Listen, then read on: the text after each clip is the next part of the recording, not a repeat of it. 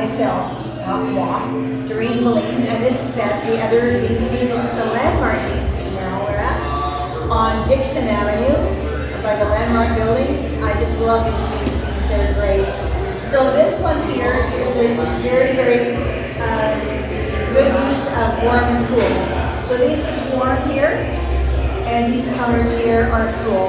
So it should bring those rays out. And this blue darker color sets this in front of that rays. Also, all these warmer colors bring it down, and then you've got deep colors at the bottom to give it perspective. Also, the tree, you're losing lots of different lights, and you're using different shades of green. So you got your bluey green, which is your cool green. You got your limey green, which is your a nice warm green. So you have every individual color in between that. So that gives the tree depth and roundness. It takes away that flat look. So it's really important when you're doing a tree to make sure it's like this, it's round. So you want to make that tree round and think of it that way. So all your tips should be a bit lighter color at the top where your sun hits, okay? And then underneath is your shadows, like that. And then inside your tree, make sure the middle has more depth because that's your center of your tree, where your trunk is. So there's no light there. That's where the trunk is. So don't need any light in here. Put your tree on the light on the outside. And so all your different shades of green, that leaf there, you can see it comes out, but that one there is in. This is on top of that one. So make sure you have different shades of green between warm and cool greens. Very, very important. So remember, your cool greens have blue undertones, and your warm greens have yellow, nice warm yellow tones. Okay? So that's a good example of that. Come with me now, I'll show you some different ones. We're going on this deep dive of color today. Follow me.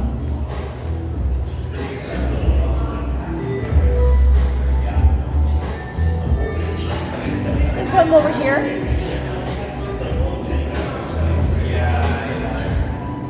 This is a art by Jennifer Gel, and she does really unique type of art.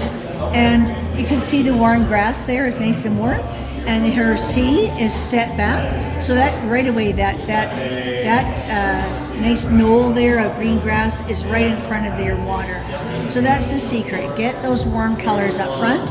Also, the bottom of your painting should be darker and deeper and richer and more detailed.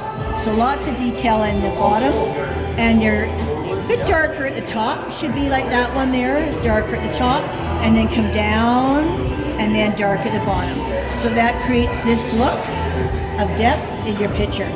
So this one here, she's got lots of detail in the boats, and darker front, and then goes back into the horizon, and you got a cooler, distant look back there, softer colors grayed out.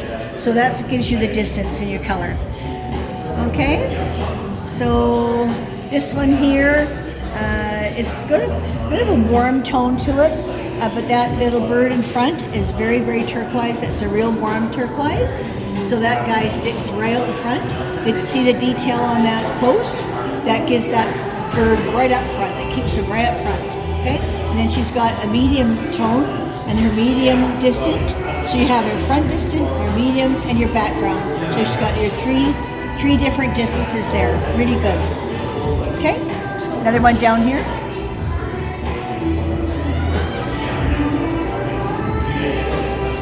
Well, these are oil paintings by myself. This is from Doreen. And again, this is a softer feel. Now, oil gives you a softer feel, a bit of a glow, more transparency.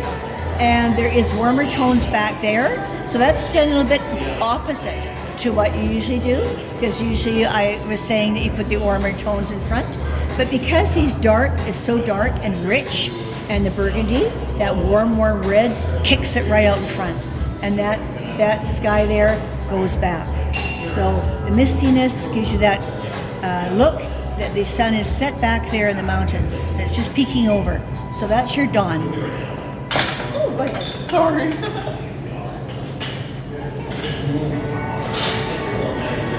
This one here is very interesting. This is what I call this escape, because there's so many different variations in here. It's a bit of an abstract, So it's an abstract, but it's got tones of realism. So it's not really an abstract because you actually can see what it is, but it's abstracting. So you got both in one picture because you can do an abstract, or you can do realism, or you can do abstract realism, and that's what this is. So it's got both. It's more of a monochromatic, which means it used one color. That is, I think that's indigo or Payne's Gray, I think it is. And the whole thing is done in Payne's Gray, but variations of white with it. So that just makes all your shades of color. And then there's of course the green. Now when you use green, see how there's red in the green? There's red in those bushes. Because when you use green, you should always do the complementary color. So when you do green, just a little hint here. When you use greens, do a little bit of a red in the green, and that gives you your complementary color. When you have blue, you should have a little bit of orange in there, which is that orangey shade there, as a complement.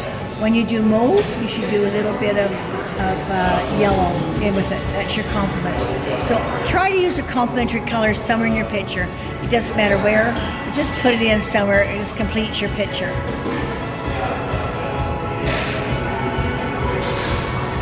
This little picture here is a sunset. She's got a bit of a shadow on it and a bit of reflection on the water. And just a nice simple little picture that reflects the water. And this is by Jennifer. And so these are at the Bean Scene at Landmark. And great little coffee shop. I love these coffee shops. They always promote art. There's different art in here every month that changes every month. So you get lots of variety. Actually, if you ever want to go on an art walk, this is a great way to do it. Just pick out the 3 Bean Scenes and you could go from Landmark to Ellis and then down to Bandosey, and you've got yourself a nice little art walk, and you can do this all yourself and do a deep, deep dive into color. Thanks very much, everybody, for joining us. This is Doreen Velin on Process Art Discovery.